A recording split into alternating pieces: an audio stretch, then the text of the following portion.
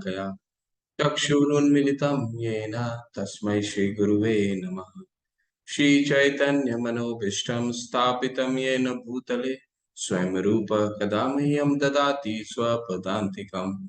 वन्देऽहं श्रीगुरुं श्रीयुतापदकमलं श्रीगुरुं वैष्णवांश्च श्रीरूपं साग्रजातं सहगना रघुनाथान्वितं सजीवं साद्वैतं सावधूतं परिजनसहिता कृष्ण चैतन्य देवं श्री राधा कृष्ण पादान् सहगना ललिता श्री विशाखावितांश। हे कृष्णा करुणा सिंधु दीन बंधु जगतपते गोपेश गोपिका कांत राधा कांत नमस्तुते ताप्त कांचन गौरांगी राधे वृंदावनेश्वरी वृषभानुसुते देवी प्रणमामि हरिप्रिये। वाञ्छा कल्पतरुभ्यश्च कृपा सिन्धुभ्येव च पतितानां पावनेभ्यो वैष्णवेभ्यो नमो नमः। नमो विष्णुपादाय कृष्णपृष्ठाय भूतले श्रीमते जयपताका स्वामीति नामिने। नमो आचार्यपादाय नितये कृपापदायिने गौरकथाधामदाय नगर ग्रामतारिणे। नमो विष्णुपादाय कृष्णपृष्ठाय भूतले श्रीमते भक्ति वेदांत स्वामी इति नामिने। नमस्ते सरस्वते देवे गौरवाणी प्रचारिणे निर्विशेष शून्यवादी पाश्चात्य देश तारिणे। जय श्री कृष्ण चैतन्य प्रभु नित्यानंदा श्री अद्वैत गदाधर शिवास आदि गौर भक्त वृंदा।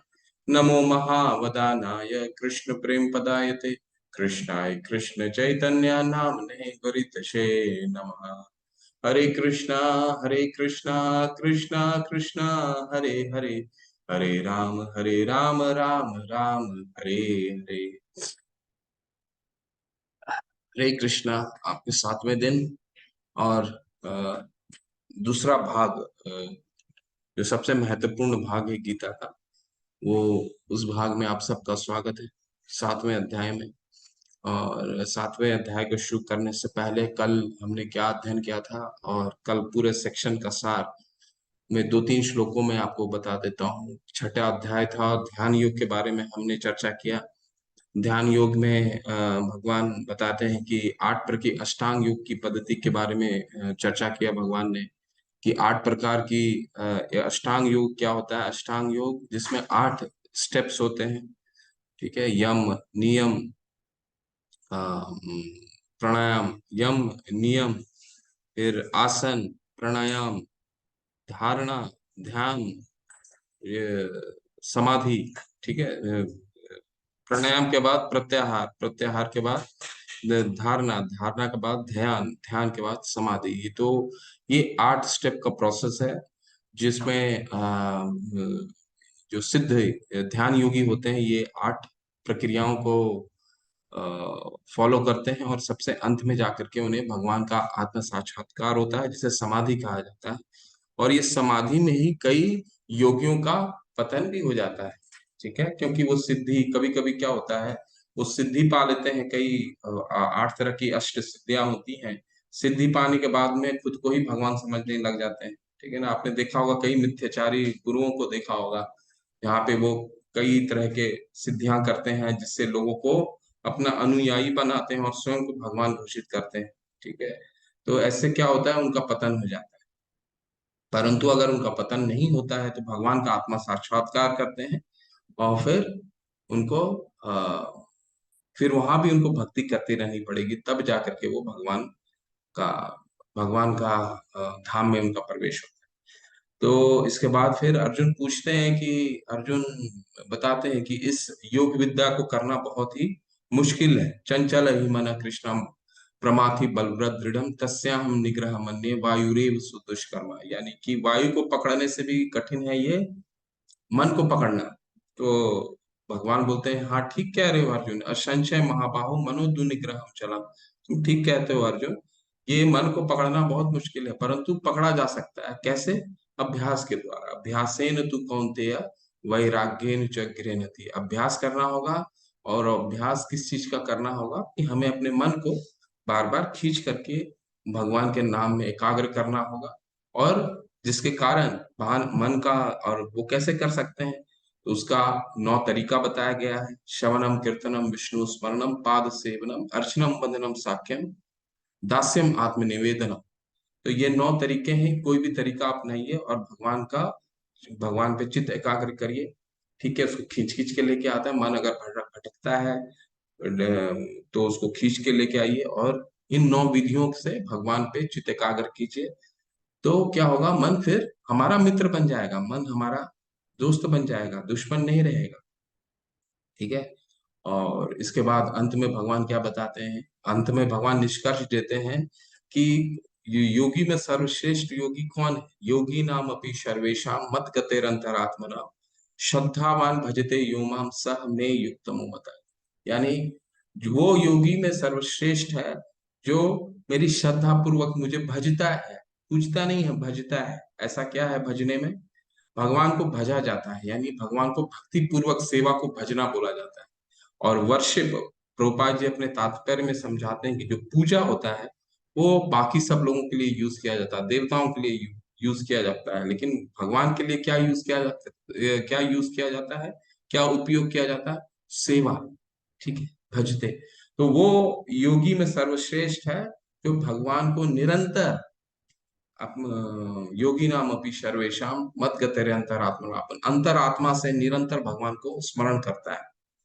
ठीक है। और ताकि इसके बाद वो भक्ति योग को सर्वश्रेष्ठता, भक्ति योग सर्वश्रेष्ठ है ऐसा स्थापित करते हैं। ठीक है। अब ये 6 अध्याय में हम इन्हीं भक्ति योग को समझेंगे, पढ़ेंगे। तो आज के अध्याय बहुत ही विशेष होने वाला है, बहुत सुंदर अध्याय है, ज्ञान विज्ञान योग। चलिए पढ़ते हैं। बहुत सुंदर, पहला ही श्लोक बहुत सुंदर है इसका। और भगवान देखिए, भक्ति योग में ज्यादातर 6 अध्याय हैं, जिसमें से सिर्फ एक या दो अध्याय में भगवान छोड़ करके सारे अध्याय भगवान ने खुद ही शुरू किए हैं। तो जो भी अध्याय भगवान स्वतः बिना प्रश्न के शुरू करते हैं वो अध्याय बहुत महत्वपूर्ण होता है। ठीक है। तो देख, पहला श्लोक पढ़ते हैं। श्री भगवान उवाच मय्या सक्मना पार्थ योगम युञ्जन मदाश्रय असंशयं समग्रम माम यथा ज्ञास्यसि तच्छृणु। श्री भगवान ने कहा, हे पृथापुत्र, अब सुनो कि तुम किस तरह मेरी भावना से पूर्ण होकर और मन को मुझ में आसक्त करके योगाभ्यास करते हुए मुझे पूर्णतया संशय रहित जान सकते हो।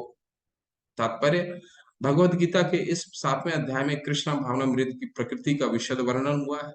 कृष्ण समस्त ऐश्वर्यों से पूर्ण है और इन्हें किस प्रकार प्रकट करते हैं, इसका वर्णन इसमें हुआ है। इसके अतिरिक्त इस अध्याय में इसका भी वर्णन हुआ है कि 4 प्रकार के भाग्यशाली व्यक्ति कृष्ण के प्रति आसक्त होते हैं और 4 प्रकार के भाग्यहीन व्यक्ति कृष्ण की शरण में कभी नहीं आते। तो कुछ कुछ मुख्य चीजें निकल के समझाता हूँ इस श्लोक का क्या महत्वता है। भगवान यहाँ क्या कह रहे हैं, अब मुझसे सबसे सर्वश्रेष्ठ ज्ञान सुनो, तत्शृणु। ठीक है।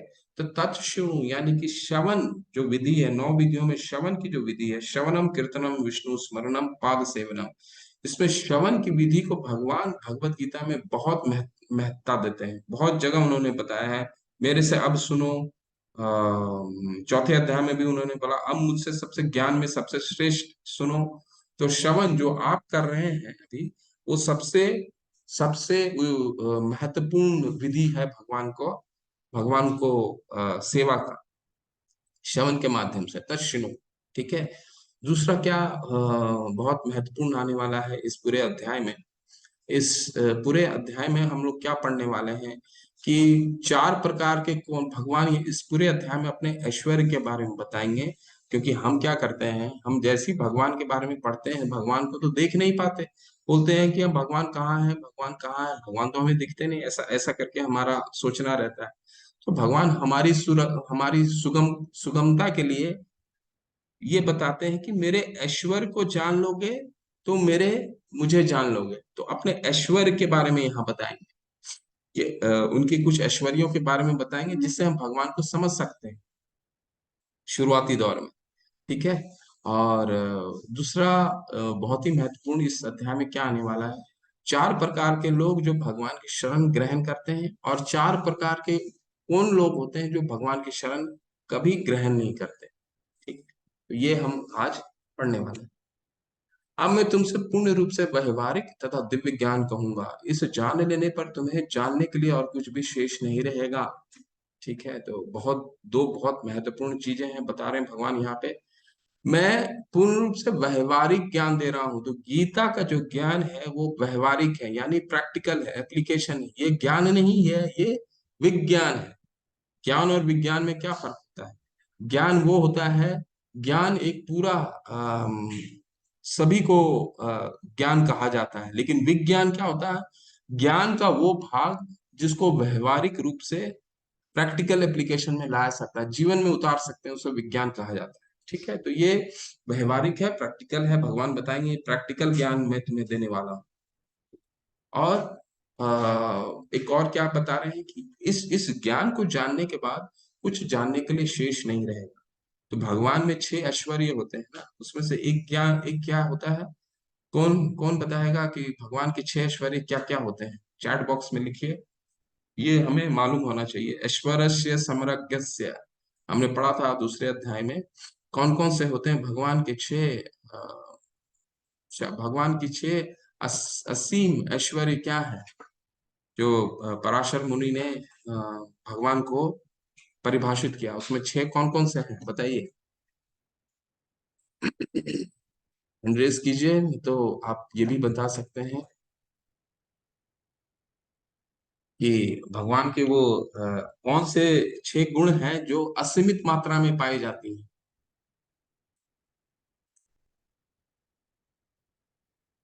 प्रीति माता जी कह रही है सबसे सुंदर, सबसे धनी। और बताइए। नॉलेज, ज्ञान, बहुत सुंदर। और बताइए। सौंदर्य, वैराग्य, ऐश्वर्य, धर्म, श्री गुण, पावरफुल, वैराग्य। 2 चीजें यहाँ रह गई। 2 चीजें अभी नहीं आई। निर्गुण देवी दासी माता जी कह रहे हैं त्याग, त्याग। वैराग आ चुका है माता जी, यश। 2 चीजें मिस कर रहे हैं। तपोगुण, प्रेम, प्रसिद्धि, जे धन। धन आ गया है। ठीक है, चलिए मैं इसको दोबारा आपको बताता हूँ। ज्ञान, वेरी नॉलेज भी आ गया। ध्यान, धन और प्रसिद्धि। ठीक है, ठीक है, हम कवर कर लिए। भगवान की 6 जो सबसे महत्वपूर्ण होता है, जैसे आपने बताया। विद्या माता जी कह रही हैं दया। तो सबसे पहला हरि बोल। आप सबको बहुत बहुत बधाई, बहुत अच्छे आपने पार्टिसिपेट किया। पहला क्या है भगवान का? भगवान असीम ज्ञानी है। ज्ञानी ऐसे हैं क्योंकि उनकी जो उन्होंने वेद शास्त्र खुद ही दिए हैं। सारे वेद शास्त्र भगवान के दिए हुए हैं। तो भगवान की जो नॉलेज है, ज्ञानी, असीम, अनलिमिटेड। धन, अनलिमिटेड। ठीक है। सौंदर्य, अनलिमिटेड। कामदेव भी उनके सामने अपना सर झुकाते हैं, करोड़ों कामदेव, अनलिमिटेड। ऐश्वर्य, अनलिमिटेड। ठीक है, जो हम 5,000 साल के बाद भी भगवान की प्रसिद्धि का गुणगान कर रहे हैं अभी बैठ के। ठीक है। शक्ति, बलवान, अनलिमिटेड। 5 साल की उम्र में ही गोवर्धन पर्वत उठा लेते हैं, अनलिमिटेड है। और सबसे अंत में वैराग्य, अनलिमिटेड। भगवान राम के रूप में उनको मालूम है कि अगले दिन उनकी उनकी माता ने उनके साथ छल किया है, फिर भी वो वैराग, सारा धन, सारा राज्य छोड़ करके अगले दिन ही चले जाते हैं। भगवान कृष्ण, उनको मालूम है कि उनका जो लीलाएं हैं वृंदावन की, वो सबसे उनको प्रिय है, उसको छोड़ के वो मथुरा चले जाते हैं। ठीक है। तो भगवान के जो वैराग्य है वो असीम है। उसमें एक बहुत महत्वपूर्ण है, वो है ज्ञान। ठीक है।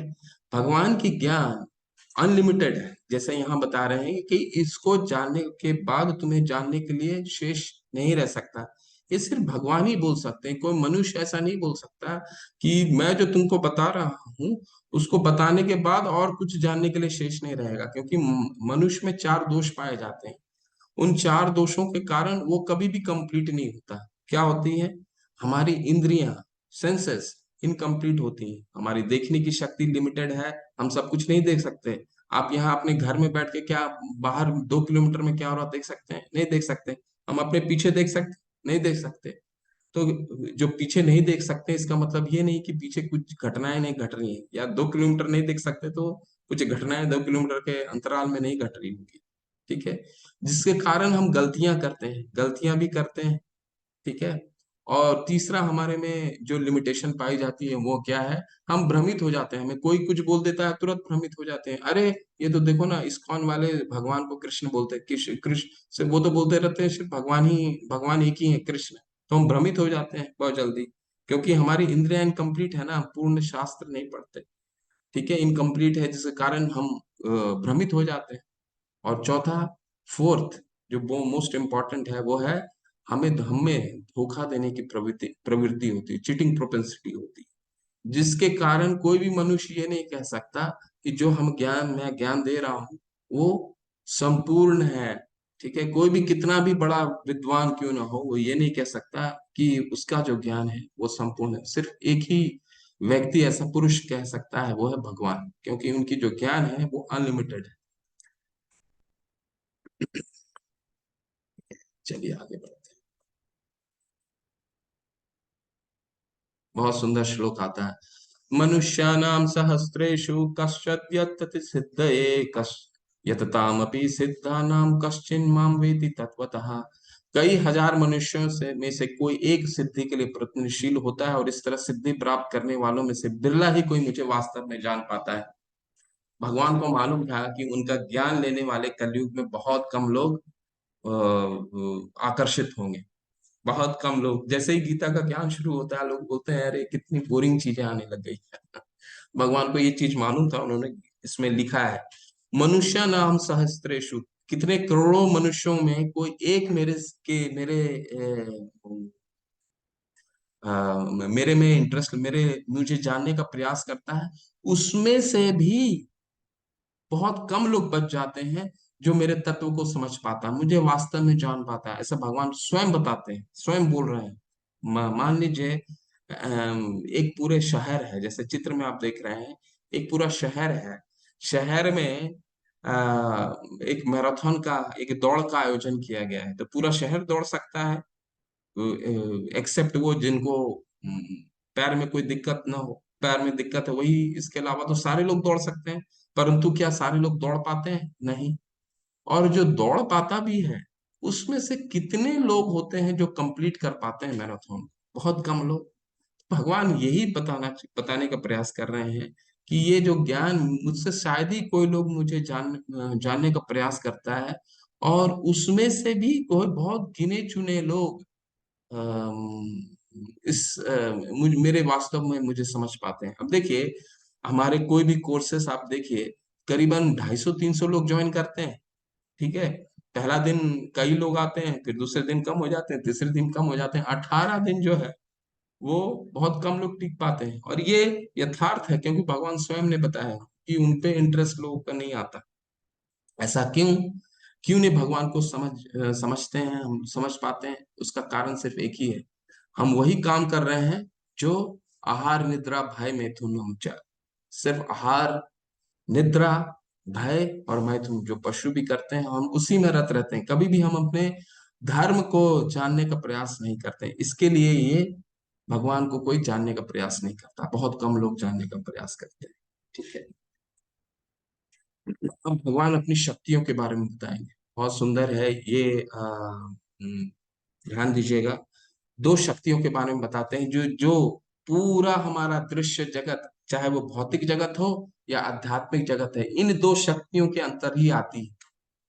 भगवान ये दो एनर्जी जिसको कहते हैं, इन दो एनर्जी के अंदर ही आती है। भूमि रो अपन लो वायु खम मन बुद्धि रेव च अहंकार इति यम में भिन्ना प्रकृति रिष्टता। पृथ्वी, जल, अग्नि, वायु, आकाश, मन, बुद्धि तथा अहंकार, ये 8 प्रकार से विभक्त मेरी भिन्न प्रकृतियां हैं। तो ये 8 प्रकार की जो शक्ति है, ये भौतिक शक्ति कहलाती है, या इसको अपरा शक्ति भी बोलते हैं, बहिरंगा शक्ति भी बोलते हैं। अपरा शक्ति का क्या मतलब होता है कि जिस शक्ति से ये पूरा भौतिक जगत संचालित हो रहा है, जिस एनर्जी से। ठीक है, उसमें कौन से आ गया? 5 जो है वो स्थूल तत्व है, जो आप देख पाते हैं। स्थूल तत्व क्या क्या क्या क्या मतलब है, जो फिजिकली हम देख पाते हैं या समझ पाते हैं। पृथ्वी, जल, अग्नि, वायु, आकाश। आप बोलेंगे वायु तो हम देख नहीं पाते हैं, लेकिन वायु को तो आप महसूस तो करते हैं ना, प्रेजेंस तो रहता है ना उसको। तो पृथ्वी, जल, अग्नि और वायु और आकाश, ये पांच क्या हो गए, पांच स्थूल तत्व हैं, जिसको जिसे ये शक्ति है भगवान की। और तीन क्या होते हैं, सूक्ष्म तत्व। सूक्ष्म तत्व का क्या मतलब, जो देख नहीं पाते। बुद्धि, मन और अहंकार। ये कैसे बोले हम, आपके आपका आप कभी बोलते हैं कि आज मेरा मन खराब लग रहा है, ऐसा बोलते हैं ना, हम कभी कभी यूज करते हैं। लेकिन वो क्या सूक्ष्म कुछ दिखता है क्या? कुछ नहीं दिखता। क्या चिकित्सा विज्ञान निकाल पाया मन क्या होता है? नहीं, क्योंकि वो सूक्ष्म होता है। ठीक है। बुद्धि, बुद्धि सूक्ष्म होती है। एक बच्चे में बुद्धि अपने आप विकसित होकर के आती है, जब वो माता के गर्भ में होता है, तभी से उसकी बुद्धि होती है। उसको मालूम है कि खाना कैसे खाना है, माँ का स्तनपान कैसे करना। उसकी बुद्धि भगवान ने वो सूक्ष्म तत्व दे रखा है। ठीक है। और अहंकार, देखिए मिथ्या अहंकार, अहंकार, देखिए ये शुरू से ही आता है। किसी को विकसित विकास करने की आवश्यकता नहीं पड़ती। आप मान लीजिए एक माता है, माता की दो बच्चे होते हैं, एक एक गोद में होता है, एक थोड़ा बड़ा होता है। ठीक है। लेकिन आप देखेंगे कि जब माता अपने छोटे बच्चे को थोड़ा दुलार करती होती है, तो थोड़ा सा जो बड़ा बच्चा होता है, वो माँ से ईर्ष्या, उस छोटे बच्चे से ईर्ष्या करने लग जाता है। ठीक है।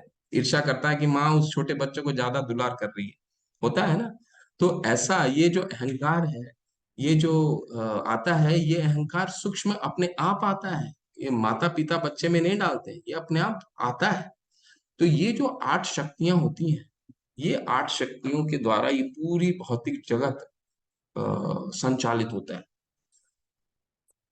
और ये अब क्या है, ये है आध्यात्मिक अंतरंगा शक्ति, भगवान की आध्यात्मिक शक्ति। ठीक है।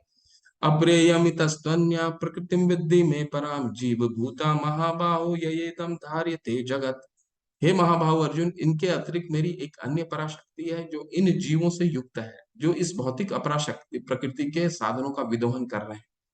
ठीक है। तो ये अंतरंगा शक्ति क्या है? अंतरंगा शक्ति भगवान कहते हैं ये जीव है, जितने जीव हैं, हम जैसे जितने जीव, ठीक है, ये सारे भगवान की अंतरंगा शक्ति है। ठीक है। तो हम आप भी कहेंगे कि अरे हम अंतरंगा यानी भगवान की हम शक्ति हैं। डायरेक्ट भगवान कह रहे हैं हम भगवान की शक्ति है। हम भगवान की ही शक्ति है, भगवान के अंश हैं। ठीक है। जो हमारे अंदर आत्मा है भगवान का अंश है, यहाँ स्वयं भगवान कह रहे हैं। ठीक है। और ये जब विदोहन करती है इस पूरे प्रकृति का, तो ये प्रकृति चलायमान होती है। इसका क्या मतलब, कैसे समझें इसको? इसको इस तरह से समझें कि देखिए प्रलय से पहले ये सारा जो दृश्य जगत होता है इनएक्टिव होता है। तो ये एक्टिव कैसे होता है, ये जो प्रकृति है ये एक्टिव कैसे होती है? ये एक्टिव तब होता है जब ये जीव इसका विदोहन करने लगते हैं, इसको एक्टिवेट करते हैं। अब जैसे एक कार है, ठीक है, कार में तो सारी चीजें होती हैं। ठीक है। लेकिन अगर वो ऐसी खड़ी रहती है, लेकिन जब तक उसको ड्राइवर चलाने वाला नहीं आएगा, तब तक कार जो है नहीं चल सकता है। उसी तरह प्रकृति ऐसी रहती है, लेकिन जब तक ड्राइवर रूपी जीव उसको चलाने वाला नहीं आता है, तब तक वो प्रकृति चलायमान नहीं होती, एक्टिव नहीं होती। ठीक है। तो ये है भगवान की आध्यात्मिक शक्ति, जिसको अंतरंगा शक्ति भी बोलते हैं। सारे प्राणियों का उद्गम इन दोनों शक्तियों में है। इस जगत में जो कुछ भी भौतिक तथा आध्यात्मिक है, उसकी उत्पत्ति तथा प्रलय मुझी से जानो। बहुत सुंदर भगवान कह रहे हैं, जो भी चीज है दृश्य जगत में, दे आध्यात्मिक या भौतिक जो भी है, भगवान कहते हैं ये मेरे से ही उद्भूत होती है। 9वें अध्याय में भी भगवान ये चीज को रिपीट करेंगे।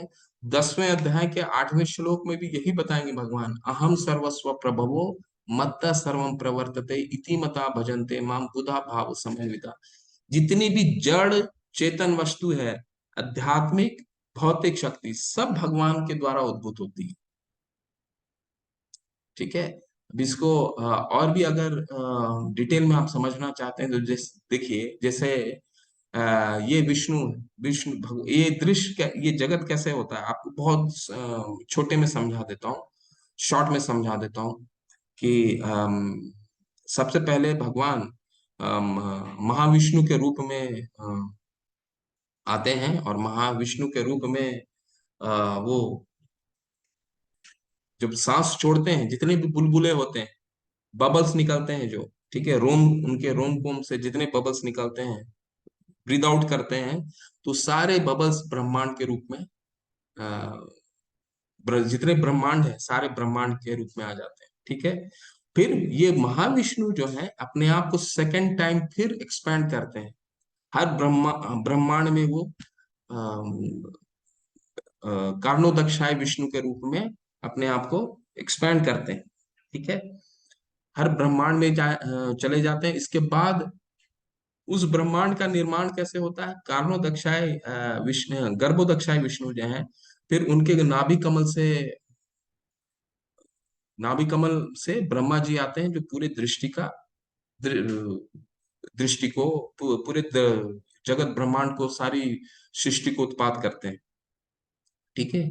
और सृष्टि में एक एक कण जो होता है, उसमें तीसरी बार ये महाविष्णु अपने आप को, गर्भोदक्षाय विष्णु अपने आप को एक्सपैंड करते हैं क्षीरोदक्षाय विष्णु के रूप में।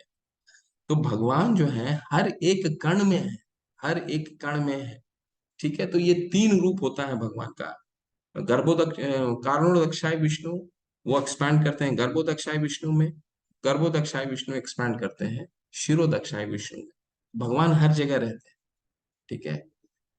हे धनंजय, मुझसे श्रेष्ठ कोई सत्य नहीं है। जिस प्रकार मोती धागे में गुथे रहते हैं, उसी प्रकार सब कुछ मुझ पर ही आश्रित है। मत्त परतरम अनन्यत किंचित दस्ति धनंजय, मई सर्विदम प्रोतम सूत्रे मणि गणाइव। तो भगवान इस पूरे दृश्य जगत को इस तरह पिरो के रखे हुए हैं, जिस तरह एक मोती आप देखते हैं, एक माला देखते हैं, तो उसमें धागा दिखता नहीं है, मोती ही सिर्फ दिखता है, लेकिन धागा पूरे मोती को बांध के रखती है। अब देखिए पूरा दृश्य जगत, कभी कभी सुबह उठिए और जाके देखिए, हर दिन सूर्योदय होता है। ऐसा नहीं है कि जिस दिन जो नहीं चाहता उसके यहाँ सूर्योदय नहीं होता है।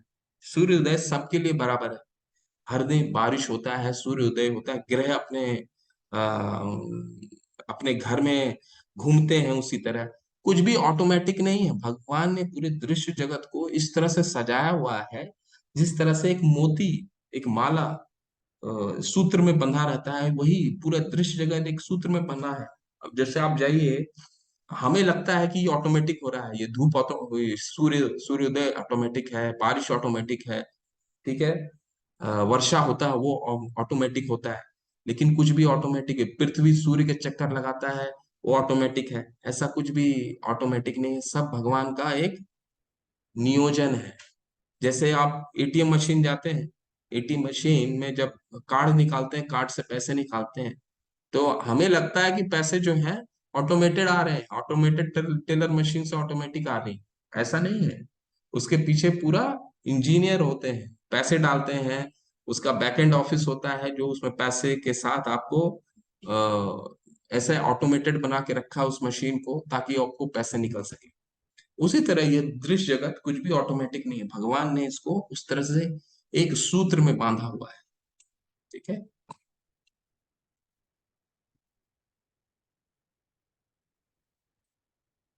अब भगवान के ऐश्वर्य के बारे में जानिए, ठीक है। भगवान कैसे ऐश्वर्य के द्वारा हमें अपने आप को समझाते हैं, ठीक है।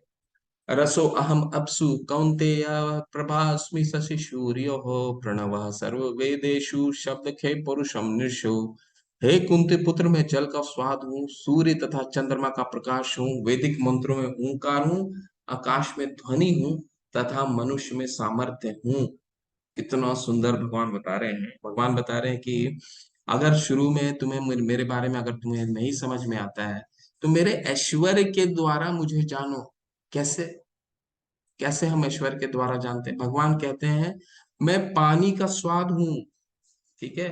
अब हम तो, हमारा तो विज्ञान कहता है कि पानी तो टेस्टलेस है और ओडरलेस है, कलरलेस है, ओडरलेस है, टेस्टलेस है, ऐसा कहता है विज्ञान।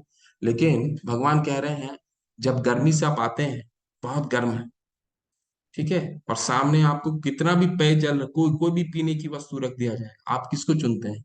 पानी को चुनते हैं। ऐसा क्या? उसमें तो स्वाद नहीं है, परंतु वो ऐसा क्या देता है कि सिर्फ आप पानी पीना चाहते हैं? वो तृप्ति देता है। वो जो तृप्ति है, वो जो स्वाद है तृप्ति का, वो कह रहे हैं भगवान वो मैं हूं। ठीक है। तो अगली बार जब भी जल पीजिए, तो उसको, उस जो तृप्ति प्रदान होता है, उसको समझिए कि ये भगवान ये कह रहे हैं। भगवान वो नहीं है, भगवान अपना ऐश्वर्य के द्वारा हमें समझा रहे हैं कि ये देखो मेरा ऐश्वर्य है। अब जैसे एक सरकार है, गवर्नमेंट है, गवर्नमेंट तो अपने पूरे देश में कई कार्य करती है, कई अच्छे कार्य करती है। तो हम कैसे सरकार की कार्य को देख सकते हैं, ऐश्वर्य को कैसे देख सकते हैं? मान लीजिए आपके शहर में मेट्रो चल रहा है, ठीक है। तो मेट्रो चलना एक भगवान का, एक गवर्नमेंट का ऐश्वर्य है। हम समझते हैं ना कि बाप भगवान, गवर्नमेंट ने इतना बड़ा नेटवर्क डाला है, मेट्रो नेटवर्क डाला है, तो क्या है, वो सरकार है क्या? नहीं। उसके द्वारा उसको समझ सकते हैं ये सरकार का एक ऐश्वर्य है। ठीक है। सरकार को तो हम नहीं देख सकते, सरकार तो हर जगह दिल्ली में बैठी है। ठीक है। तो भगवान भी वैसे ही कह रहे हैं कि ये ऐश्वर्य के द्वारा तुम मुझे जानो। ठीक है। पानी का स्वाद मैं हूँ, चांद सूरज की रोशनी मैं हूँ। सूरज की रोशनी, एक दिन बारिश होती है हमारे यहाँ और आधा दिन सूरज नहीं निकलता, हमें कितनी परेशानी होने लगती है। ठीक है। ठंडे में आप मान लीजिए, कई ठंडे देश ऐसे होते हैं जहाँ सूर्य नहीं निकलता, हमें कितनी परेशानी होती है। ठीक है। तो भगवान कहते हैं ये जो रोशनी है, उस वो मैं हूँ। वैदिक मंत्रों में ओम मैं हूँ। ठीक है। भाई कई लोग कहते हैं कि ओम मतलब भगवान। ओम का मतलब भगवान नहीं है, भगवान का ऐश्वर्य है। इसका, इसको और कैसे समझ सकते हैं ओम को? ओम को देखिए, भगवान का एक और भौतिक एग्जांपल देता हूँ आपको। जैसे कोई टाटा अपनी गाड़ी बनाती है, तो क्या करती है कि सभी सभी गाड़ियों में टाटा का लोगो लगा देती है ना?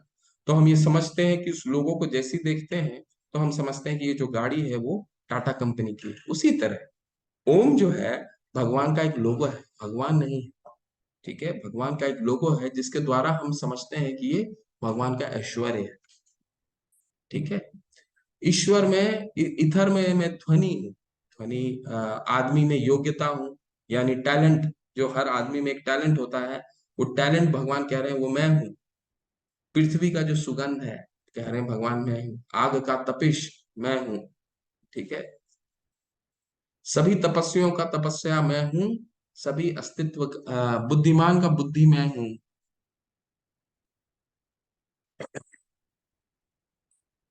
है। तो ये कुछ भगवान ने ऐश्वर्य बताए हैं। इसको और भी ऐश्वर्य हम भगवान, इसको अपने विभूति के द्वारा 10वें अध्याय में और बताएंगे। 82, 82, 82 या 83 विभूति बताते हैं 10वें अध्याय में भगवान। ठीक है। तो अगली बार जब भी जल का ग्रहण कीजिए, सूर्य रोशनी को देखिए, तो हमें जाकर के उस रोशनी को, हमें, हम क्या है, कभी कभी लगता है कि हम इन सब चीजों को टेकन फॉर ग्रांटेड लेते हैं, लेकिन कभी जा करके इसको एंजॉय कीजिए। सुबह उठिए और सूर्य की रोशनी को एंजॉय कीजिए। लेकिन ये जो रोशनी है, ये हम बहुत, हम किस्मत है हमारा, लकी है हम, कि भगवान हमें डेली ये सब चीजें बिन बोले, हमें ये चीजें, ये सुविधाएं प्रदान करते हैं। तुम जान लो कि मेरी शक्ति द्वारा सारे गुण प्रकट होते हैं, चाहे वे सतोगुण हो, रजोगुण हो या तमोगुण हो। एक प्रकार से मैं सब कुछ हूँ, किंतु हूँ स्वतंत्र। मैं प्रकृति के गुणों के अधीन नहीं हूँ, अपितु वे मेरे अधीन है। तो तीसरे अध्याय, अब ये 3 गुणों के बारे में भगवान बता रहे हैं। वैसे 14 अध्याय से लेकर के हम 14 अध्याय में इसका पूरा खुलासा करेंगे। अभी बस बस भगवान ये कह रहे हैं कि ये जितनी भी शक्ति प्रकट हुई है, ये जो दृश्य जगत है, जो भौतिक जगत है, इसमें कोई भी चीजें ये 3 गुणों के अंतर ही कार्य करती है। सतोगुण हो, रजोगुण हो, तो कोई भी चीजें इसी 3 के अंदर का कार्य करती है। लेकिन भगवान क्या है, भगवान इससे परे है। क्यों ऐसा? क्योंकि भगवान स्वयं इसको, इसका निर्माण करते हैं। जो निर्माता होता है, जो मैन्युफैक्चरर होता है, वो तो हमेशा इससे परे होगा ना। ठीक है। तो ये निर्माण खुद करते हैं भगवान। हमने तीसरे अध्याय में भी पढ़ा था ना, प्रकृति क्रियमाणानि गुणे कर्मणि सर्वशः अहंकार विमूढ़ आत्मा कर्ता रमिति मन्यते। ये जितनी भी भौतिक जगत में जितनी भी 3 चीजें हैं, वो 3 गुणों के अंतर्गत बंधी हुई। 3 गुणों सतो रजो तथा तमो के द्वारा मोहग्रस्त ये सारा संसार मुझ गुण अतीत तथा अविनाशी को नहीं जानता। ठीक है। तो हम इन तीन गुणों के कारण ही अपने आप को भोक्ता समझ लेते हैं, चाहे वो सतोगुण में हो या रजोगुण में हो। इसका कैरेक्टराइजेशन एक एक का सतोगुण का भगवान 14वें अध्याय में बहुत अच्छे से बताएंगे कि सतोगुण का क्या क्या चरित्र होता है, रजोगुण का क्या क्या चरित्र होता है, तमोगुण का क्या क्या चरित्र होता है, जिसके कारण हम अपने आप को भोक्ता समझ लेते हैं। ठीक है, हम भारतीय हैं, वो अमेरिकी है, वो ये है, वो है। ठीक है।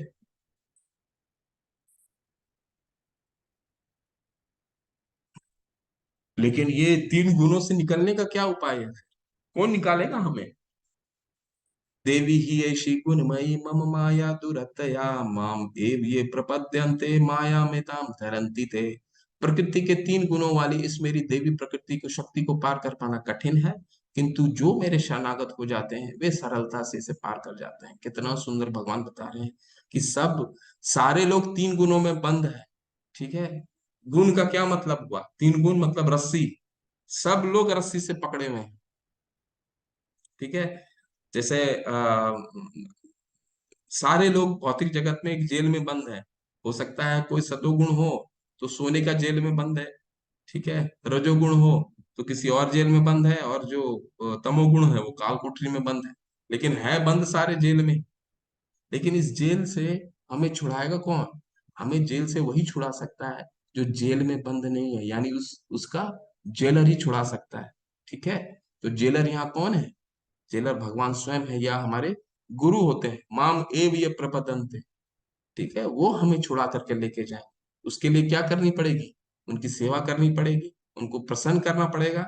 अगर जेल का व्यक्ति, जेल का जो कैदी होता है, जब तक जेलर को, उस जेल के अध्यक्ष को जब तक वो खुश और प्रसन्न नहीं करता, तब तक वो उसका सरकार को प्रसन्न नहीं करता, तब तक उसको बाहर कैसे लेकर के जाएंगे? है ना? तो प्रसन्न करना पड़ेगा, तब हमें ये छुड़ा करके लेकर के जाएंगे। अब भगवान बताएंगे चार लोग कौन हैं जो उनके शरण ग्रहण करते हैं, और चार लोग वो कौन हैं जो उनके शरण ग्रहण नहीं करते। ठीक है। अब पहले देखते हैं कौन शरण ग्रहण भगवान के नहीं करते। न माम दुष्कृतिनो मूढ़ा प्रपद्यन्ते न राधमा माया अपहृत ज्ञान असुरम भावमाश्रिता। जो निपट मूर्ख है, जो मनुष्यों में अधम है, जिनका ज्ञान माया द्वारा हर लिया गया है, तथा जो असुरों की नास्तिक प्रकृति का धारण करने वाला है, ऐसे दुष्ट मेरी शरण ग्रहण नहीं करते।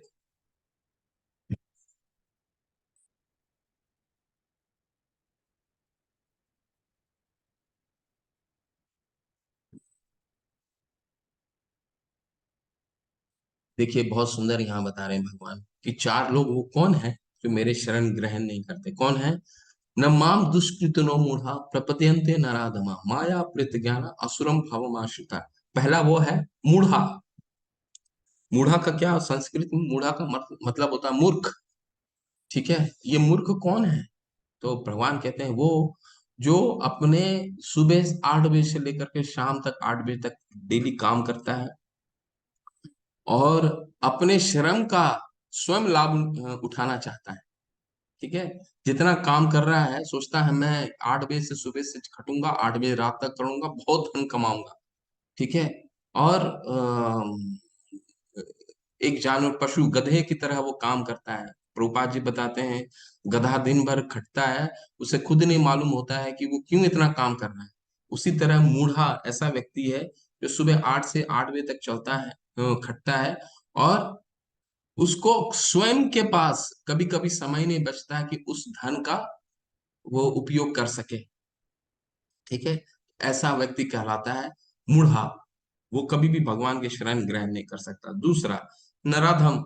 नराधम कौन है? होता है नर में सबसे अधम, सबसे गिरा हुआ। नर में अधम, वो उसमें वो कौन होता है? मनुष्य में, मनुष्यों में सबसे नीच। जो भक्ति करने के बाद जो भक्ति करने के बाद इसे छोड़ देता है।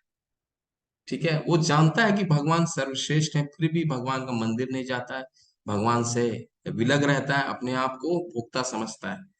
ठीक है। तो मतलब कहने का तात्पर्य क्या है? वो इस विस्मृति के कारण ये जो अपॉर्चुनिटी मिला है, उस सु अवसर जो मिला है, उसे खो देता है। ठीक है। ये होते हैं नराधम। प्रभुपाद जी बताते हैं 99.9% हमारे पृथ्वी में, हमारे जगत में नराधमी है, जो जानते हैं भगवान सर्वश्रेष्ठ है, परंतु समय नहीं निकाल पाते भगवान के।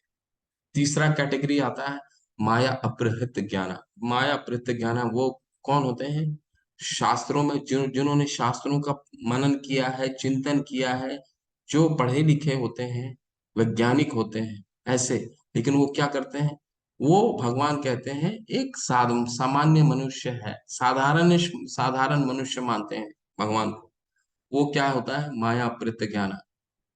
ऐसे कई लोग होते हैं ना कि पढ़े शास्त्रों में इतना निपुण होते हैं, फिर भी भगवान को कहते हैं क्या कि ये सामान्य मनुष्य है, सिर्फ अपना मायावी है, ठीक है, माया करके चला जाता है, ठीक है। और चौथा कैटेगरी आता है आसुरम, नास्तिक, जो भगवान को मानते ही नहीं, ठीक है, यहाँ भगवान से ईर्ष्या करते हैं, अरे भगवान वगैरह कुछ नहीं होता। तो ये जो चार हैं, ये भगवान की शरण कभी ग्रहण नहीं करते। कौन से चार लोग भगवान की शरण ग्रहण करते हैं? वो है चतुर्विधा भजन्ते माम जना सुकीर्तो अर्जुन आर्तो जिज्ञासु अर्थार्थी ज्ञानी च भरत ऋषभ।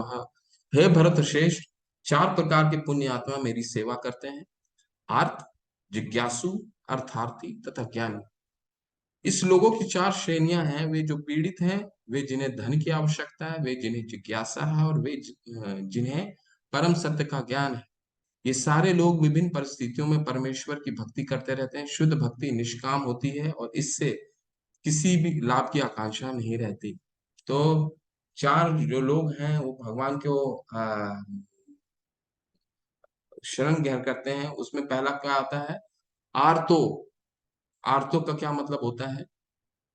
जो किसी भगवान का भक्त है, परंतु वो सिर्फ भगवान का वो कोई पेन में है, कोई तकलीफ में है, ठीक है, तो भगवान को याद कर रहा है, ठीक है।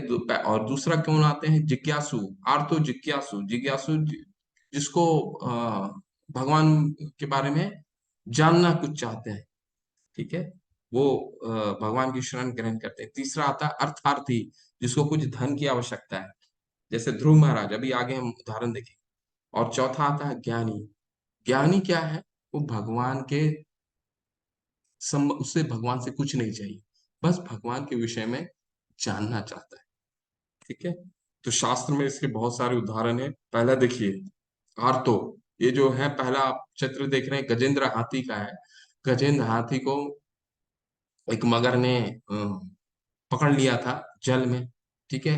कोई कितना भी बलवान हो, लेकिन सबको मालूम होना चाहिए कि कौन कहाँ शक्तिशाली है। अब जानवर, अगर हाथी बहुत शक्तिशाली होता है, लेकिन पानी में वो शक्तिशाली नहीं होता। मगरमच्छ ही पानी में शक्तिशाली होता था। गजेंद्र हाथी को क्या किया? मगर ने उनके पाँव को पकड़ लिया, बहुत तकलीफ में थे गजेंद्र हाथी। तो उन्होंने भगवान का आह्वान किया, भगवान वो, उसको तकलीफ में भगवान उसे बचाने आए। द्रौपदी, द्रौपदी भगवान की बहुत बड़ी भक्त थी, भगवान ने उनको बचाया, ठीक है। सुखमुनि, जो तीसरा तस्वीर देख रहे हैं, सुखमुनि, ठीक है, ये क्या थे? 12 साल तक माता के गर्भ में ही थे। क्यों? क्योंकि एक वो निर्विशेषवादी थे, पहले मायावादी थे, तो गर्भ से आना ही नहीं चाह रहे थे, बाहर नहीं आना चाह रहे थे कि मैं पूरे भौतिक जगत में आकर के मैं अशुद्ध हो जाऊं, इसके कारण से। तो माँ को बहुत तकलीफ थी, तो माँ ने भगवान को स्मरण किया, फिर भगवान आया। जिज्ञासु में आते हैं कौन? जिज्ञासु में आते हैं परीक्षित महाराज, जो सुखमुनि से जिन्होंने ज्ञान लिया। देखिए, ये सबसे नीचे में एक छोटा बच्चा है, वो है ध्रुव महाराज, अर्थार्थी, जिनको कुछ धन चाहिए रहता। तो और ध्यान जो ध्रुव महाराज थे, उनको धन की बहुत आवश्यकता, तो धन के लिए वो, क्योंकि एक कथा आएगा, मैं और भी डिटेल में आपको बताऊंगा। तो ध्रुव महाराज क्या होता है कि ध्रुव महाराज अपने पिता से थोड़ा सा महत्वाकांक्षी हो जाते हैं, क्योंकि उनकी माँ जो होती है, सौतेली माँ, उनको बहुत भला बुरा कहती हैं। तो ध्रुव महाराज फिर तपस्या करते हैं भगवान के लिए, भगवान से कि मुझे अपने पिता से भी बड़ा राज्य चाहिए। तो जो धन की आवश्यकता जिसको होती है, वो कहलाता है अर्थार्थी, भगवान का भक्त होता है। और फिर आप देख सकते हैं सुग्रीव, सुग्रीव जो थे, वो भी भगवान के बहुत बड़े भक्त थे, और भगवान उनके उनके भाई बाली ने उनका सारा धन छीन लिया था, राज्य छीन लिया था, पत्नी छीन ली था, छीन लिया था उन्होंने। ठीक है। और नैमिषारण्य के ऋषि जो है वो ज्ञानी कहलाते हैं। वो क्यों ऐसा? क्योंकि उनको बस एक ही जीवन का आशा, जीवन का एक ही उद्देश्य था। वो क्या था? भगवान के बारे में जानना। तो भगवान इन चारों को कंपेयर करते हैं, चारों भगवान के श्रेष्ठ हैं। आर्तो, जिज्ञासु, अर्थार्थी और ज्ञानी। लेकिन इसमें से सर्वश्रेष्ठ कौन है, वो भगवान इस श्लोक में बताते हैं। तेषां ज्ञाने नित्य युक्तम एक भक्ति विशिष्यते प्रियो प्रियो ही ज्ञानिनो अर्थे अहम स च मम प्रियः। इनमें से जो परम ज्ञानी है और शुद्ध भक्ति में लगा रहता है, वो सर्वश्रेष्ठ है, क्योंकि मैं उससे अत्यंत प्रिय हूँ और वो मुझे प्रिय है। तो भगवान ज्ञानी को सर्वश्रेष्ठ बताते हैं। ऐसा क्यों भगवान कह रहे हैं?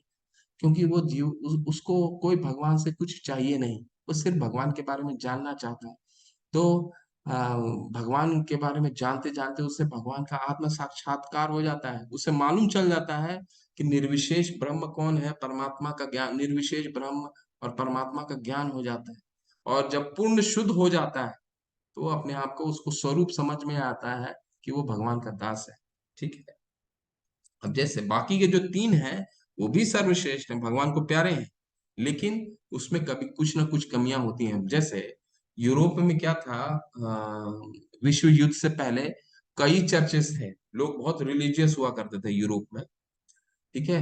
लेकिन जब विश्व युद्ध खत्म समाप्त हुआ, तो कई घरों में, कई घरों के लोग, पति, भाई, बहुत लोग मारे गए।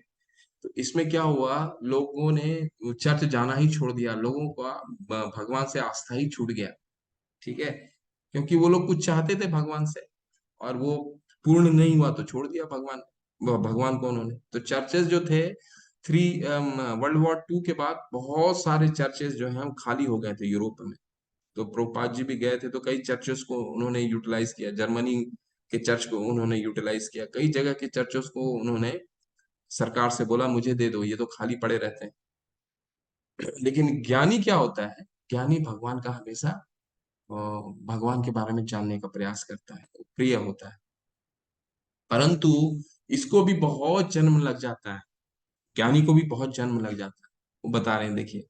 बहुनाम जन्म नामन्ते ज्ञानवान मा प्रपद्यते वासुदेव सर्वमिति स महात्मा सुदुर्लभ। अनेक जन्म जन्मांतर के बाद जिसे सचमुच ज्ञान होता है, वो मुझको समस्त कारणों का कारण जानकर मेरी शरण में आता है। ऐसा महात्मा अत्यंत दुर्लभ होता है। ठीक है। तो ज्ञानी क्या है? ज्ञानी बहुत समय लग जाता है, ज्ञानी को बहुत समय लग जाता है। वो इस मार्ग में पहले भगवान के बारे में जानता है, फिर उसका उनका आत्म साक्षात्कार होता है। ठीक है। तो कृष्ण भावनामृत में हमें क्या करना है? हमें ज्ञानी का रास्ता नहीं अपनाना है, हमें कृष्ण भावनामृत का रास्ता अपनाना है। साधु, शास्त्र और गुरु, ये तीनों अगर कृष्ण भावनामृत में मिल जाते हैं, तो हमें भगवान, हमें मार्ग जो है वो बहुत सुलभ हो जाता है। लेकिन ज्ञानी क्या है? बहुत समय लग जाता है। अब थोड़ा देवता पूजन के बारे में दोबारा 7वें अध्याय में बता रहे हैं, उसको पढ़िए, उसको सुनिए। जिनकी बुद्धि भौतिक इच्छाओं द्वारा मारी गई है, वे देवताओं की शरण में जाते हैं और वे अपने अपने स्वभाव के अनुसार पूजा विशेष विधि विधानों का पालन करते हैं। मैं प्रत्येक जीव के हृदय में परमात्मा स्वरूप स्थित हूँ। जैसे ही कोई किसी देवता की पूजा करने की इच्छा करता है, मैं इसकी श्रद्धा को स्थिर करता हूँ, जिससे वह उसी विशेष देवता को भक्ति कर सके। भगवान बहुत सुंदर से हमें बता रहे हैं कि जो जिसको भौतिक इच्छाएं होती हैं, वो भगवान के पास जाता है। सुख संपत्ति घर आवे, कष्ट मिटे तन का, गाते हैं ना कभी कभी, ओम जय जगदीश हरे। मेरी मुझे सुख और संपत्ति घर आवे, कष्ट मिटे तन का। तो कई बार हम भगवान से, देवताओं से मांगते हैं ना कि मुझे ये दे दो, ये दे दो, ये दे दो, ये दे दो। तो भगवान कहते हैं कि ये जो श्रद्धा है, कोई गणपति को बहुत पूजता है, भगवान शिव को बहुत पूजते हैं, कोई किसी देवता को बहुत बड़ा पूजक है। भगवान कहते हैं कि ये जो श्रद्धा विकसित करता है, ये भी मैं विकसित करता हूँ। ठीक है ना। अब जैसे अम, गोपियों ने कात्यायनी देवी की बहुत पूजा की थी। कात्यायनी देवी की पूजा की कि कृष्ण ही को पति के रूप में उन्हें दे दिया जाए। ठीक है, तो कात्यायनी देवी जो है उनको भगवान कृष्ण ही जाकर के बताते हैं कि इनकी इच्छा को पूरी करो, पूर्ति करो। तो जो भी इच्छाएं होती हैं हम हमारी देवता पूजन के लिए भी, वो श्रद्धा भी भगवान हमें देते हैं, हमारे हृदय में देते हैं। ठीक है, क्योंकि भगवान हृदय के अंदर ही रह करके हमें देखते रहते हैं, इसको क्या चाहिए क्या नहीं चाहिए, है ना। ऐसी श्रद्धा से समन्वित वह देवता विशेष की पूजा करने का यत्न करता है और अपनी इच्छा की पूर्ति करता है, किंतु वास्तविकता तो यह है कि सारे लाभ केवल मेरे द्वारा प्रदत्त है। अल्प बुद्धि वाले व्यक्ति देवताओं की पूजा करते हैं, उन्हें प्राप्त होने वाले फल सीमित तथा क्षणिक होते हैं। देवताओं की पूजा करने वाले देवलोक को जाते हैं, किंतु मेरे भक्त अंततः मेरे परम धाम को प्राप्त होते हैं। भगवान कहते हैं कि पूरे वृक्ष को अगर वृक्ष को सींचना है तो हमें जड़ में ही पानी डालना, अंशों पत्तों को क्यों पानी डालना, स्टेम्स को क्यों पानी डालना, उसके टहनियों को क्यों पानी डालना। ठीक है, ठीक है। क्यों? क्योंकि भगवान यहाँ क्या कह रहे हैं कि देवताओं द्वारा जो भी फल जो दिया जाता है वो भी नश्वर होता है, क्योंकि देवता स्वयं नश्वर है ना। देवता तो परमानेंट नहीं है, उनका भी तो जीवन काल होता है ना। भौतिक जगत में सभी का जीवन काल है, कल के अध्याय में हम पढ़ेंगे। ब्रह्मभूत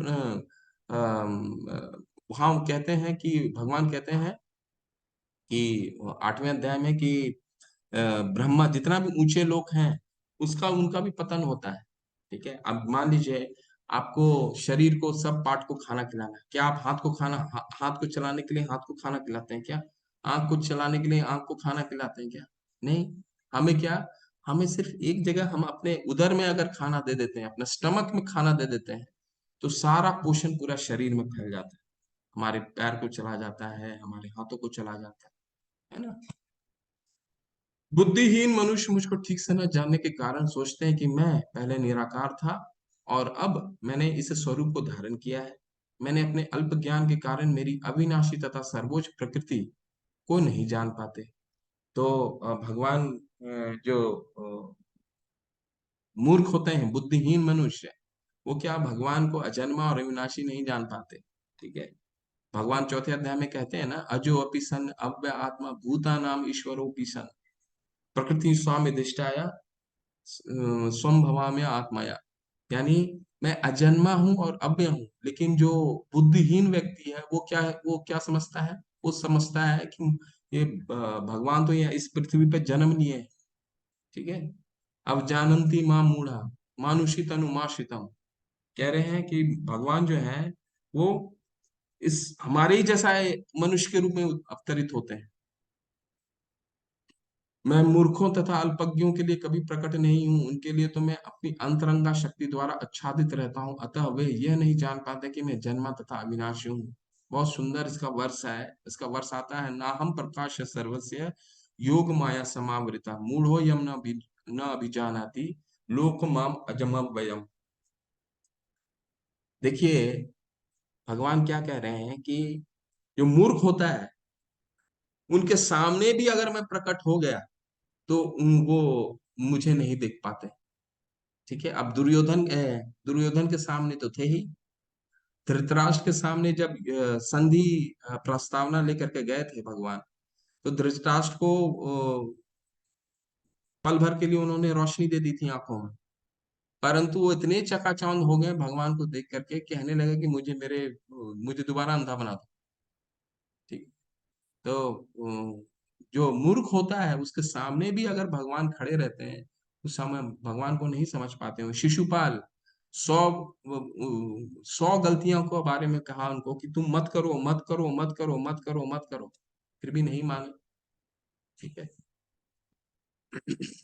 हे अर्जुन, श्री भगवान होने के नाते मैं जो कुछ भूतकाल में घटित हो चुका है, जो वर्तमान में घटित हो रहा है और जो आगे होने वाला है, वो सब कुछ जानता हूँ। मैं समस्त जीवों को भी जानता हूँ, किंतु मुझे कोई नहीं जानता। ठीक है, हम नहीं, भगवान क्या कह रहे हैं, मैं सब कुछ जानता हूँ। हम अब मनुष्य को देख लीजिए, चार चार दिन पहले हम क्या खाए हैं हमें कुछ ज्ञान नहीं। 4 दिन पहले अगर हमें सोचने के लिए बोल दिया जाए कि पूरे दिन के बारे में लिख के बता दो कि पूरे दिन में 6 बजे से 7 बजे तक तुमने क्या क्या किया था, तो हम शायद ही कुछ स्मरण कर पाएंगे। ठीक है, लेकिन भगवान क्या बता रहे हैं, भगवान बता रहे हैं जो हुआ है वो भी सारा कुछ जानता हूँ, जो घटित हो रहा है वो भी ज्यादा जानता हूँ, जो आने वाला है उसके बारे में भी मैं सब कुछ जानता हूँ, लेकिन मुझे कोई नहीं जानता। येषा तंतुगतं पापं जनाना पुण्य कर्मणाम ते द्वंद्व मोहिनीर्मुक्ता भजन्ते माम दृढ़व्रता। जिन मनुष्यों ने पूर्व जन्म में अब इस श्लोक में भगवान योग्यता बता रहे हैं कि भगवान की भक्ति कौन कर सकता है। जिन मनुष्यों ने पूर्व जन्मों में तथा इस जन्म में पुण्य कर्म किए हैं और जिनके पाप कर्मों का पूर्णतया उच्छेदन हो चुका होता है, वे मोह के द्वंद्वों से मुक्त हो जाते हैं और वे संकल्प पूर्वक मेरी सेवा में तत्पर होते हैं। भगवान कहते हैं कि जिनका जिन्हों जो जिन्होंने पूर्ण रूप से मेरी शरण ग्रहण कर ली है, जो मेरी सेवा में तत्पर हैं, वो उनका पूरा पाप का उच्छेदन हो चुका होता है, ठीक है, वही मेरा सेवा कर सकते हैं। ठीक है, इसलिए इस्कॉन के जितने डिवोटी हैं पूरे विश्व भर में घूमते हैं, ताकि जो हम हमारी जो ये हम दुखी क्यों हैं इस जीवन में, दुखी इसलिए हैं क्योंकि हम अपने पिता से अलग हुए हैं और हम अपने आप को भोक्ता मानते हैं। तो पूरे इस्कॉन के जितने डिवोटीज हैं पूरे विश्व भर में घूमते इसीलिए हैं ताकि हम सबको अपना स्वरूप याद आ जाए और ये हम सुखी हो सकें। ठीक है, सबको ज्ञान मिल जाए कि हम सब भगवान के दास हैं, हमें अपना स्वरूप समझ में आ जाए, तो हम दुखों का कारण ही नहीं रहेगा ना।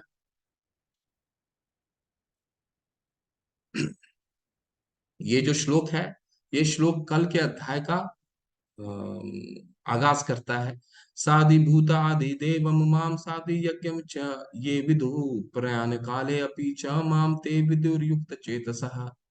जो मुझ परमेश्वर को मेरी पूर्ण चेतना में रहकर मुझे जगत का देवताओं का तथा समस्त यज्ञ विद्याओं के नियामक जानते हैं, वे अपनी मृत्यु के समय भी मुझे भगवान को जान और समझ सकते हैं। तो ये इस कल का अध्याय जो रहेगा, इस पे पूर्ण रूप से इसी पे आधारित है। जो भगवान यहाँ क्या बता रहे हैं, जो कृष्ण भावनामृत हो जाता है, जो मेरे शरण ग्रहण कर लेता है, वो मृत्यु के समय भी मेरा नाम का उच्चारण करते रहता है, और अगर नहीं भी उच्चारण कर पाता है किसी शारीरिक कष्ट के कारण, तब मैं स्वयं उसको आता हूँ लेने के लिए। ठीक है, तो इस विषय को हम पूरे कल के 8वें अध्याय में पढ़ेंगे। तो भगवान ट्रेलर दे देते हैं अगले अध्याय में क्या आने वाला है, उसका ट्रेलर पहले वाले अध्याय में दे चुके होते हैं। कल के अध्याय में भी भगवान ने दिया था अंतिम श्लोक में ना, योगी नाम अपि सर्वेशम मत गतेर अंतरात्मा नाम, कि सभी योगियों में सर्वश्रेष्ठ भक्ति योग है। तो भक्ति योग शुरू हो गया 7वें अध्याय से, तो कल के अध्याय के लिए ये आगाज है। तो इस अध्याय के बारे में प्रभुपाद जी क्या कहते हैं वो सुनिए। ये 7वां अध्याय विशेष रूप से बताता है कि कोई किस प्रकार से पूर्णतया कृष्ण भावना भावित हो सकता है। कृष्ण भावना का शुभारंभ ऐसे व्यक्तियों के सानिध्य से होता है जो कृष्ण भावना भावित होते हैं। ऐसे सानिध्य आध्यात्मिक होता है और इससे मनुष्य प्रत्यक्ष भगवान के संसर्ग में आता है और भगवत कृपा से वह कृष्ण को भगवान समझ सकता है। साथ ही वह जीव के वास्तविक स्वरूप को समझ सकता है और यह समझ सकता है कि किस प्रकार कृष्ण को भुलाने से वह प्रकृति के नियमों द्वारा बद्ध हुआ है। तो हम कृष्ण को भुलाने के कारण ही दुखी पड़े हुए हैं अपने जीवन में।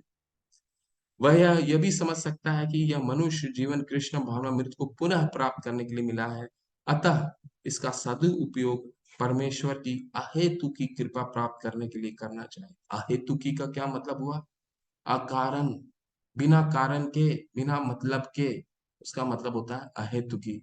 तो हमें भक्ति जब भी करनी है, बिना कारण के करना है। मुझे ये चाहिए, मुझे वो चाहिए, मुझे ये चाहिए, उसके लिए नहीं करनी है। भक्ति क्या है?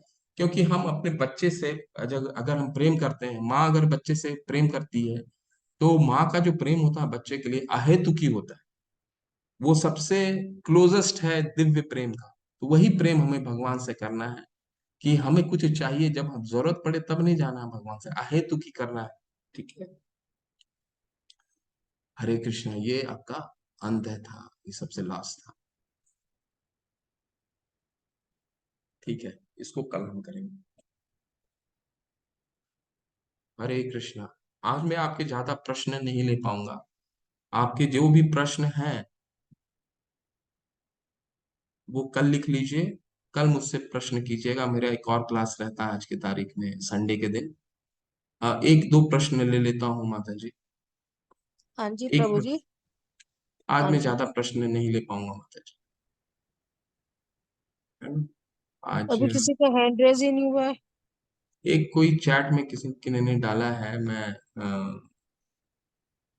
उनका ले लेता हूँ। सर वो प्रभु जी वो वीडियोस के लिए बोल रहे हैं, तो मैंने बात करी थी। वो कह रहे थे कि हम 1-2 दिन में दे देंगे वीडियोस। हम्म। प्रभु जी, विष्णु जी के 3 रूप बताएं, वो रिपीट कर दीजिए थोड़ा डिटेल में। माता जी, 3 रूप होते हैं। कारणोदक्षाय विष्णु, गर्भोदक्षाय विष्णु, क्षीरोदक्षाय विष्णु। भगवान सब सर्वप्रथम कारण सागर में लेटे हुए रहते हैं। और जब कुछ भी नहीं होता है पूरे दृश्य जगत में, तो भगवान विष्णु होते हैं। विष्णु के रूप में कारणोदक्षाय पुरुष अवतार कहते हैं वो।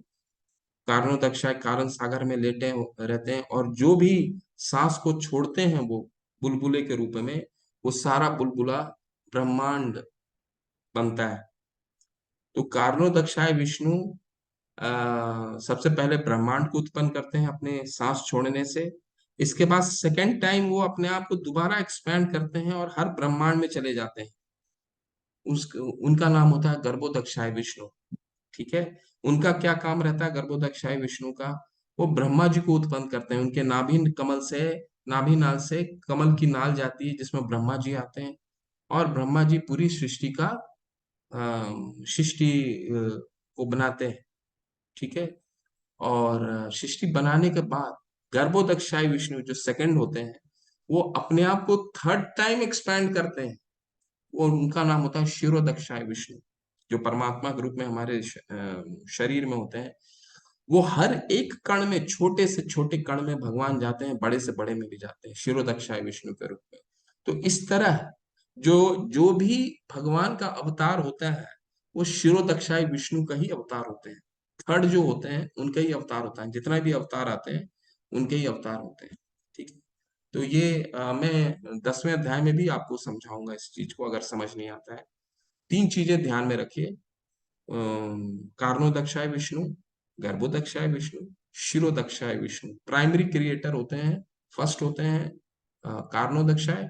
फिर एक्सपैंड करते हैं हर ब्रह्मांड में वो गर्भोदक्षाय। उससे कमल नाम से ब्रह्मा जी आते हैं। ब्रह्मा जी सृष्टि करते हैं, सृष्टि बनाते हैं हर कण में दोबारा। थर्ड टाइम भगवान विष्णु अपने आप को एक्सपैंड करते हैं। ठीक है, शिरोदक्षाय विष्णु को। और किसी का प्रश्न?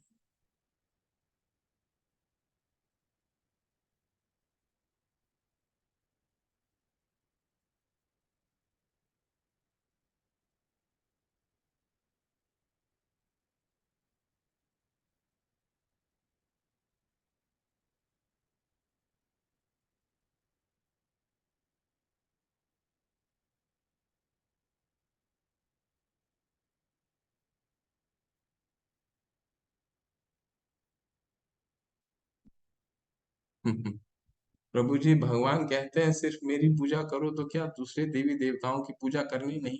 नहीं, करनी नहीं है? करिए। 3 अध्याय में भगवान पूजा, देवता पूजा के बारे में बताएं, बिल्कुल करिए। भगवान कहते हैं कि अगर मेरी पूजा करोगे तो स्वतः सबकी पूजा हो जाएगी। परंतु उनकी पूजा करते हो तो भी कोई दिक्कत नहीं है, कोई इनडायरेक्टली मेरे तक आएगा। वो भी बताते हैं भगवान का, हमारी श्रद्धा पे डिपेंड करता है। लेकिन अगर भगवान की पूजते हैं, अगर जड़ में पानी डाल देते हैं, तो स्वतः सबको पोषण चला जाता है। आपको इंडिविजुअली अगर करना है वो भी कर सकते हैं। 3 अध्याय में भगवान ने उसकी भी संस्तुति की है। ठीक है। कि इंद्र की पूजा करो, भगवान को पूज, देवताओं की पूजा करो, वो प्रसन्न होंगे तो अच्छी बारिश देंगे, अच्छी बारिश होगी तो अच्छी अनाज होगा, अच्छा अनाज होगा तो आप, हमने पढ़ा था ना यज्ञ चक्र। तो वो देते हैं। आप लोग नोट करके रखिए अपने प्रश्नों को। निर्गुण माता जी, कल मैं लूंगा प्रश्न। आप अन्नपूर्णा माता जी, मुझे आज क्षमा कीजिए, मेरा आज एक और क्लास रहता है। तो आज अपने प्रश्न को कल हम, मैं डिटेल में आज के भी प्रश्न और कल के भी प्रश्न मैंने दो एक साथ ले लेंगे। ठीक है। हाँ जी प्रभु जी।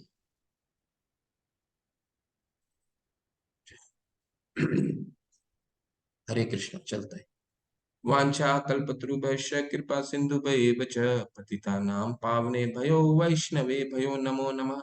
अनंत कोटि वैष्णव वृंद की जय। शिला प्रभुपाद की जय। नामाचार्य हरिदास ठाकुर की जय। आप सभी को हरे कृष्ण।